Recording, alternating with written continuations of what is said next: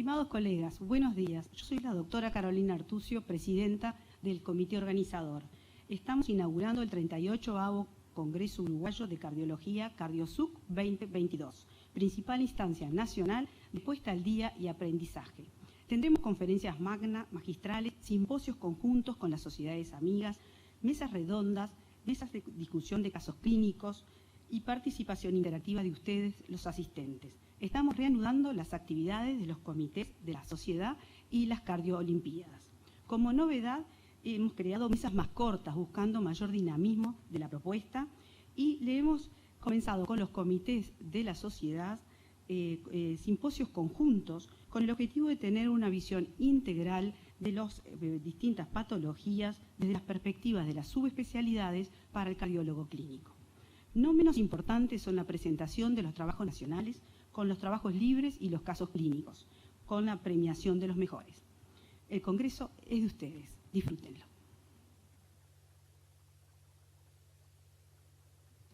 Estamos acá con el profesor doctor Ariel Durán, quien presentará la conferencia inaugural. Bueno, muchas gracias, Carolina. Buenos días, estimados colegas. Es un gusto para mí iniciar esta conferencia, coordinar esta conferencia inaugural. Mi nombre es Ariel Durán, soy cardiólogo y es un enorme placer introducir al doctor Gerhard Hindrich de Alemania, del cual tiene un currículum tremendamente extenso y muy valioso, del cual entonces vamos a resumir que el doctor Hindrich es cardiólogo, internista y electrofisiólogo, y ha participado en numerosísimos trials, es editor en jefe del European Journal, es director del Centro de Leipzig de Cardiología, director del Departamento de Electrofisiología de dicho hospital, y participa activamente en todas las guías actuales de electrofisiología, por lo cual es conocido mundialmente. Doctor Hindrich, es un placer darle la palabra y lo escuchamos.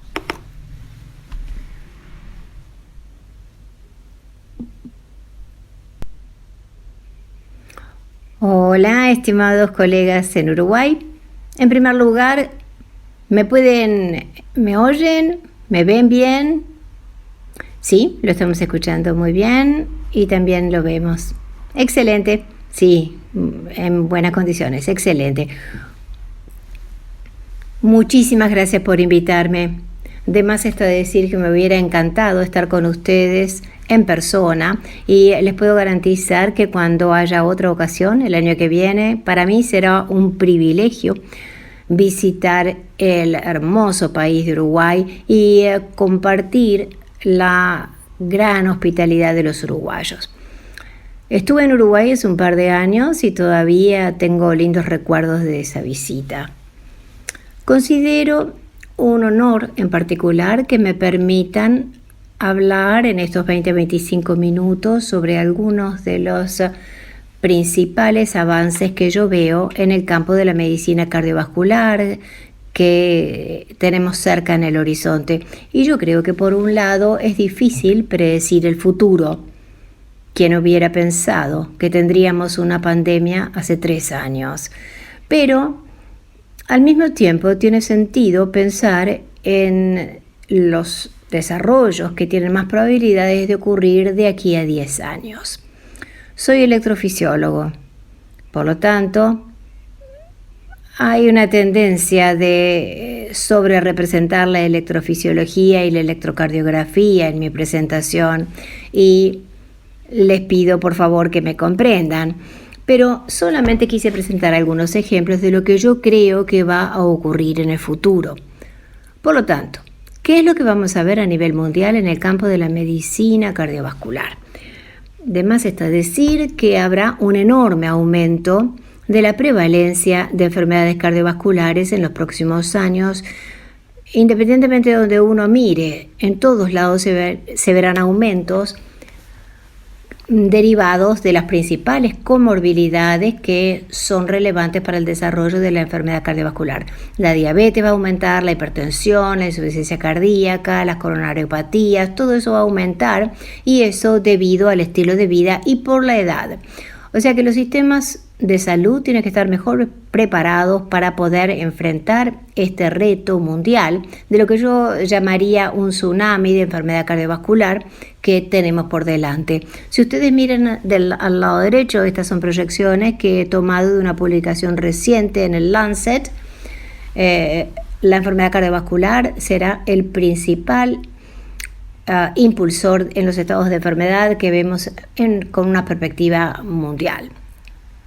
El mapeo de los desarrollos. Bueno, todo comienza midiendo, y yo realmente les recomiendo que lean este documento muy hermoso de ciencia descriptiva. Es el Atlas de la ESC, un mapeo del desarrollo de las enfermedades cardiovasculares mirando a Europa, pero sin dejar afuera la perspectiva global. Es un documento de 60 páginas que para mí es de lejos el mejor en el planeta para comprender qué está ocurriendo en los principales factores de riesgo y lo que causa la enfermedad cardiovascular. ¿Cuáles son los efectos de las actividades que tenemos la responsabilidad de hacer las sociedades en medicina cardiovascular en Europa y en Sudamérica? ¿Y cuál será el impacto de estas actividades? Tengo 6 temas de los que puedo hablar en lo que refiere al futuro de la medicina cardiovascular. Primero hablaremos de la transformación del sector de la salud, y la predicción más importante de mi lado, la mayor tendencia que yo veo, es que los sectores de la salud tradicionales se verán enriquecidos por nuevos elementos que yo denomino espacios de la salud. Habrá nuevos espacios en la salud cardiovascular. De hecho, ese fue un tema de la sociedad, una reunión que tuvimos en la sociedad alemana hace un par de semanas, y tenemos que comprender esos nuevos espacios para ver qué oportunidades tenemos como clínicos cardiovasculares y científicos para actuar proactivamente en ese terreno, porque de no ser así, este campo será cubierto por otros actores que no tienen nuestros mismos intereses ni tienen los intereses de nuestros pacientes. Por lo tanto, entraremos en nuevos espacios de la salud. La medicina digital. La digitalización jugará un papel fundamental, y este es un análisis de los factores más importantes de nuevas tecnologías que vemos en la medicina en los años por venir. Quisiera simplemente destacar algunos de ellos. Las soluciones de control remoto a distancia, la integración de plataformas digitales, aplicaciones móviles que llevan los pacientes, la atención en domicilio, los nuevos espacios para la atención cardiovascular. Tendremos espacios dedicados en los hogares para el monitoreo y la mejora de la salud, del estado de la salud y los estados crónicos de la enfermedad, como la hipertensión, insuficiencia cardíaca y diabetes. La inteligencia artificial jugará un papel importante, y si juntamos todo, ¿cuáles van a ser los principales factores que van a definir los nuevos espacios de la salud que veremos en los próximos 10 años? Y este es un análisis de una evaluación en América del Norte y en Europa, donde se ve claramente que la inteligencia artificial y la Internet de las cosas serán los elementos principales que van a impulsar esos adelantos. O sea que la inteligencia artificial será realmente muy importante. No quiero exagerar y no quiero decir que haya que confiar en todo lo que está sucediendo en este momento en el campo de la inteligencia artificial, pero el aprendizaje automático y la inteligencia artificial y la implementación de esas tecnologías será clave. Si miramos el sector de la salud en el 2020, como hemos hecho en Alemania, para muchos estados de enfermedad grave, no digo de las más comunes, pero sí de las más graves, tenemos un 56% hospitalizados, un 32% que se tratan en ambulatorio, 8% en el hogar y solo un 4% en atención virtual. O sea, el monitoreo de la salud centralizada virtual y centros de soporte de la salud será lo que se viene. O sea que la centralización jugará un papel importante también en los mundos digitales. Las redes 5G se están construyendo a nivel mundial y garantizarán que la transmisión de datos relevantes y delicados sobre la salud humana puedan ser transmitidos de una manera que nunca se hubiera podido con 3G y 4G, nunca con esa confiabilidad. La compresión de los datos con 5G es tan alto que es 1000 veces superior a los datos que se pueden transferir con 4G. O sea que 5G en la salud revolucionará todo. Y yo preveo que veremos cambios muy importantes en el sector de la salud con nuevos espacios en atención virtual y en los hogares. Y tenemos que estar preparados para las tecnologías que hay por allí, pero nosotros somos los que tenemos que configurar los sistemas que puedan ser dados por el sector de la salud tradicional. Actualmente el sector de la salud tradicional está subrepresentado en este desarrollo. Las aplicaciones digitales serán rutina, como el electrocardiograma. Y quisiera compartir con ustedes un trabajo que se hizo muy recientemente sobre el uso de las redes neurales convolucionales para la detección de arritmias, por ejemplo, como la fibrilación auricular, considerado para detectar la fibrilación auricular a partir del ritmo sinusal, electrocardiograma. Consideren los datos de dispositivos portátiles o usables o ponibles y de aplicaciones de estilo de vida, como las aplicaciones de los relojes Apple y de Samsung pueden automáticamente integrarse en analítica y en evaluación y luego se pueden transformar en tratamiento. Hemos desarrollado un sistema donde el acceso automático de los datos de electrocardiogramas de dispositivos portátiles y cómo se suben a una plataforma analítica con análisis automático del electrocardiograma y la conexión a tratamiento se ha convertido en una realidad aún hoy. Repito que no debemos dejar ese sector a los actores de la informática a nivel mundial como Apple y Google. Tenemos que cooperar con ellos, pero tenemos que ser nosotros quienes transformemos los datos biológicos en medicina y calidad de la atención. Las redes neurales convolucionales para la detección de la fibrilación auricular son enormemente potentes y hay datos que muestran claramente que el poder del aprendizaje automático y de la inteligencia artificial es por lo menos tan alto como la competencia de un cardiólogo con una buena formación.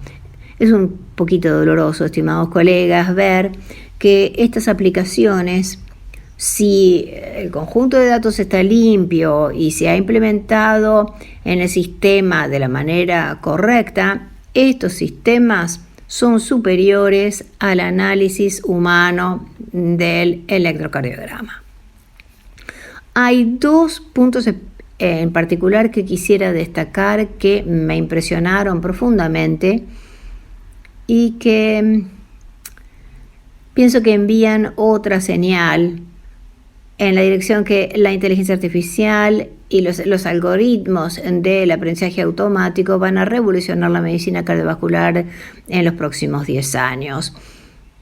Es el poder de la inteligencia artificial de diagnosticar,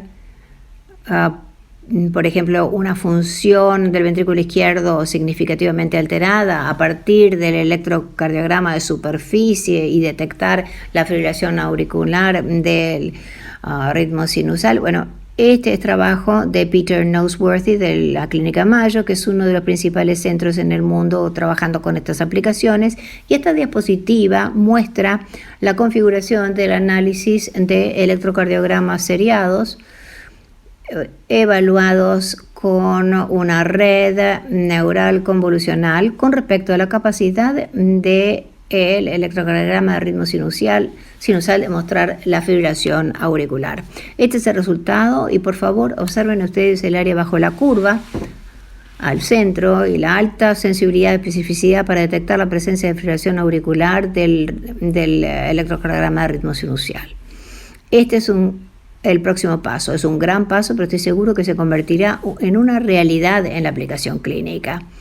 He hablado con Peter Noseworthy y Paul Shrimpman recientemente y ellos ya han instalado esta tecnología en su red local con cardiólogos y aún al día de hoy los electrocardiogramas de los pacientes que tienen riesgo de fibrilación auricular se analizan de manera correspondiente.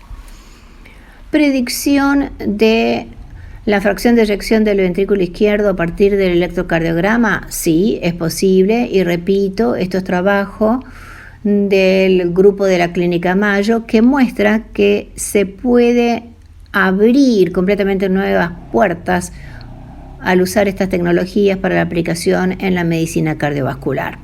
Por lo tanto, yo quisiera concentrar la atención abajo a izquierda en la gráfica. Lo que la gráfica muestra es que a partir del electrocardiograma de superficie, cuando los resultados del tamizaje con el algoritmo automático, la aplicación de inteligencia artificial indicaba una función del ventrículo izquierdo normal de más de 50%, esto mostró ser así en casi 93% de los pacientes. Por otro lado, cuando ese tamizaje con inteligencia artificial del electrocardiograma de superficie para la capacidad que tenía para predecir una función del ventrículo izquierdo alterada fue positivo en 32%. Hubo un 35% o 26% tenía una fracción de eyección entre 35 y 50%, pero también 42% tenían una fracción de eyección de más de 50%. O sea que se estudiaron y eran falsos positivos. Ahora, lo interesante de esta observación es que de este 42% que eran falsos positivos, más del 60% en realidad desarrollaron una alteración de la función del ventrículo izquierdo en los 4 años siguientes. Las nuevas tecnologías jugarán un papel importante en el futuro de la medicina cardiovascular, más pequeños, más rápidos y más seguros. Y quisiera compartir con ustedes una de las aplicaciones más impresionantes que veremos en la medicina cardiovascular y en electrofisiología, que es la ablación de campo pulsado. Se trata de una nueva tecnología para aislar las venas pulmonares y la fuente de energía es tan interesante porque es tanto más segura comparado con la aplicación, la ablación por radiofrecuencia y la crioablación. El elemento clave es que la lesión tisular con la ablación de campo pulsado es inducido por corrientes eléctricas directas, o sea que es un mecanismo no térmico. Cuando nosotros nos movemos con la ablación de catéter de fibrilación auricular a pacientes más jóvenes y con síntomas menos severos de fibrilación auricular, el procedimiento tiene que ser más seguro, que las aplicaciones actuales. Y esta también es una de las principales ventajas de la ablación de campo pulsada con respecto a otros modos de ablación por catéter para la fibrilación auricular. La velocidad del tratamiento es absolutamente impresionante. Hemos tratado las primeras docenas de pacientes aquí en el centro del corazón en Leipzig y se puede aislar todas las venas pulmonares en menos de 1 hora con un altísimo grado de sostenibilidad. Esta es la fuente de energía que se aplica y ustedes ven aquí los resultados en los potenciales de las venas pulmonares antes y después. O sea que PFA, comparado con la energía de radiofrecuencia, es más seguro porque no hay parálisis del nervio frénico, ni hay estenosis de las venas pulmonares y tampoco hay daño al esófago. O sea que las tres elementos de complicación deberían desaparecer. Y yo preveo que en los próximos 5 años va a haber un aumento dramático del uso de estas tecnologías. Esto muestra la seguridad de la aplicación cerca del esófago y la complicación devastadora de una fístula aurículo-esofágico que es terrible. ¿Por qué es así? Porque el tejido tiene una resistencia especial hacia esta fuente de energía y el miocardio, que se muestra aquí abajo a izquierda, es de lejos más sensible a la fuente de energía comparado con otros tipos de tejido que resisten más a esta fuente de energía y reduce, por lo tanto, el daño colateral. Esto lo tomé de uno de mis amigos, Walter Berma, la aplicación de esta fuente de energía. Ustedes ven ahora la energía, se está pasando la energía y las venas pulmonares se aíslan en segundos. Se los voy a mostrar otra vez porque realmente es tan impresionante. Ustedes ven aquí enormes potenciales de las venas pulmonares, se aplica la energía y ahora en menos de 100 milisegundos los potenciales han desaparecido. Es una de las innovaciones más impresionantes que yo he visto en estos tiempos. Hay 2 temas más que quiero compartir con ustedes. ¿Qué va a pasar en los próximos 10 años con respecto a la predicción de riesgo? La predicción de riesgo para enfermedad cardiovascular, para coronariopatía, para muerte súbita cardíaca. Los elementos clave y el análisis de los nuevos datos abrirán nuevas ventanas que nos permitirán una predicción de riesgo muchísimo mejor.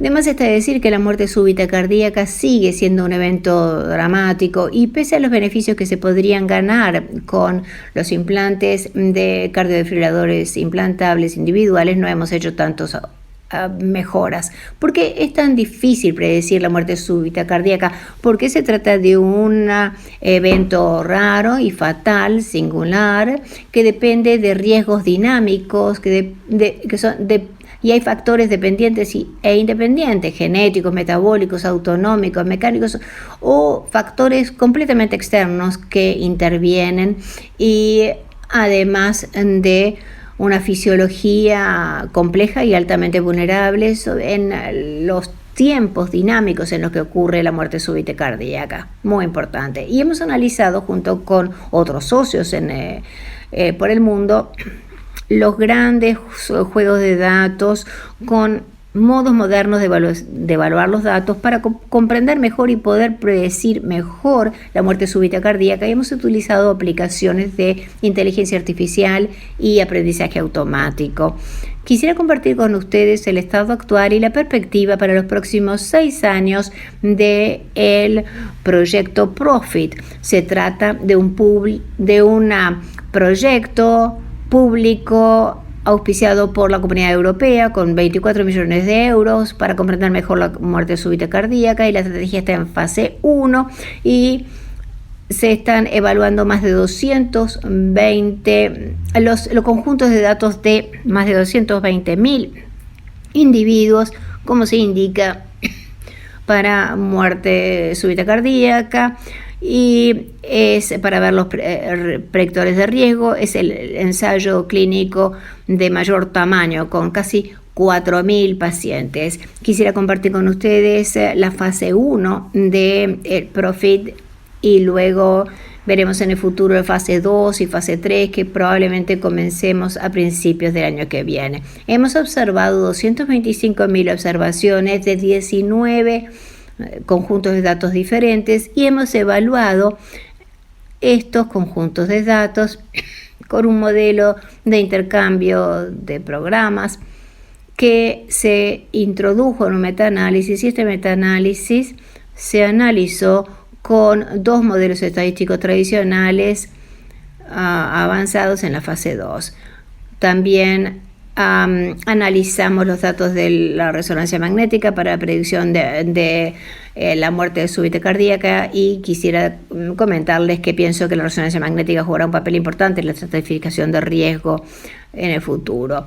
Estos son los datos de 224.000 pacientes, todos con diferentes grados de fracción de eyección de ventrículo izquierdo. Incluí en este análisis, arriba a derecha, ustedes ven los 4 modelos de Weibull, en los modelos de supervivencia paramétrica flexible y los modelos con aprendizaje automático. Es interesante que la predicción de la fracción de eyección del ventrículo izquierdo para muerte súbita cardíaca era bajo, dentro del área bajo la curva de 0.6 o 0.5, es como tirar una moneda al aire. Y ven ustedes las otras variables clínicas que analizamos y no se podía agregar a la predicción de riesgo. Y ahora con la resonancia magnética cardíaca se ha mejorado la predicción de riesgo, no de una manera demasiado importante, pero sí con un área bajo la curva de 0.75, y esto es algo con lo que se puede trabajar y ahora lo podemos transferir a un predictor de riesgo y podemos llevarlo a ensayos clínicos. Las soluciones mundiales para una mejor salud, en 5 minutos les quiero mostrar el proyecto CUBE, que probablemente sea la actividad más importante del sector de la salud que pueda mejorar a nivel mundial la atención y también en el segmento cardiovascular. Esta diapositiva resume el dinero que está disponible en las diferentes regiones del mundo para la salud per cápita, y tenemos que ver que en muchas regiones el dinero es limitado y no podemos hablar de $12.000 por año como en Norteamérica. Tenemos que ver que hay geografías en donde los presupuestos de la salud son de $100, $200 per cápita. ¿Cuál es el acceso a la atención? ¿Cuánto tiene que viajar la gente para acceder a la atención médica a nivel mundial? Y ven ustedes que hay enormes variabilidades. Esto fue tomado de una reciente publicación de Nature Medicine, y quisiera compartir con ustedes una aplicación digital que tiene la potencia y la fuerza de mejorar el acceso a la atención a nivel mundial, con una perspectiva mundial. Esto resume los desafíos que estamos enfrentando actualmente hasta el 2050, donde se verá un aumento drástico de la prevalencia de la enfermedad en 3 campos: cáncer, cardiovascular e enfermedades infecciosas. Y los sistemas sanitarios no están preparados para hacer frente a esto. Los sistemas de salud tradicionales no estarán listos como para asumir estos retos. Quisiera compartir con ustedes una idea que nos lleva a una situación totalmente diferente. Voy a saltear esto porque se nos está terminando el tiempo.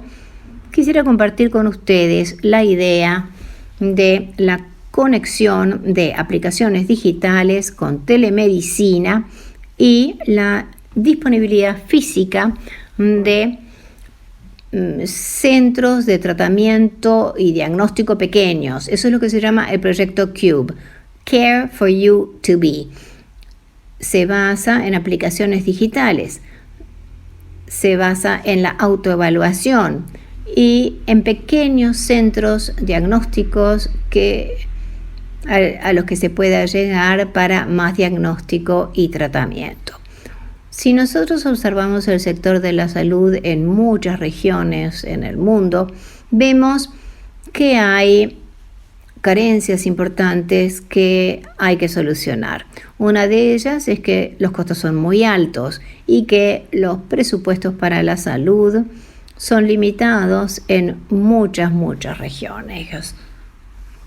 Por lo tanto, lo que nosotros le ofrecemos al sector de la salud es una combinación de esta aplicación digital. Comenzamos con la autoevaluación.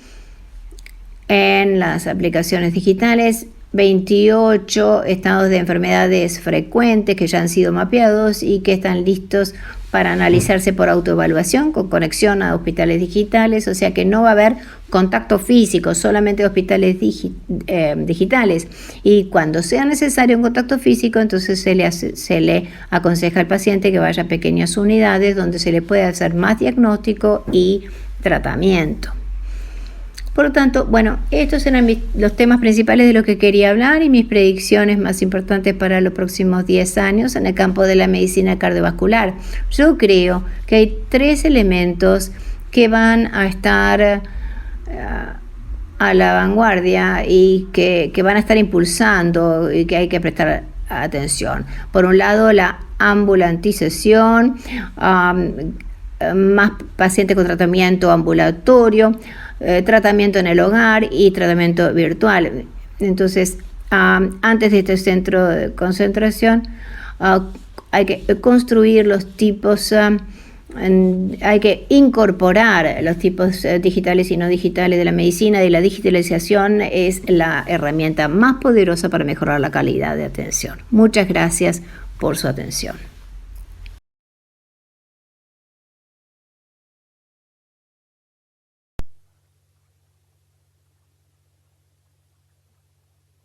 Muchas gracias, doctor Ginder. Una excelente conferencia inaugural para comenzar este Congreso Uruguayo de Cardiología 2022, que es el evento cardiológico más importante del país. Evidentemente, bueno, y gracias también por ceñirse al tiempo. No voy a hacer preguntas, sobre un par de comentarios. Evidentemente, la tecnología está unida a la medicina. Sin tecnología no se puede avanzar. Eso sucede desde que se descubrió el electrocardiograma en su país hace más de 100 años. Y eso, obviamente, el tema está muy bien separar. La economía de los países varía mucho también su inversión en medicina. Ha sido muy ilustrador, muy interesante ver esa diferencia de tiempo, incluso de acceso al cuidado médico, de las distancias, de cuánto dinero ponen los diferentes países en función de lo que pueden hacer según su producto bruto. Ha sido un excelente comienzo del Congreso. Esperemos tenerlo por Uruguay nuevamente y disfrutar juntos de su conocimiento. Muchas gracias, doctor Ginder. Ha sido un placer. Thank you so much. It has been a privilege to be with you. Thank you. Bye. Adios.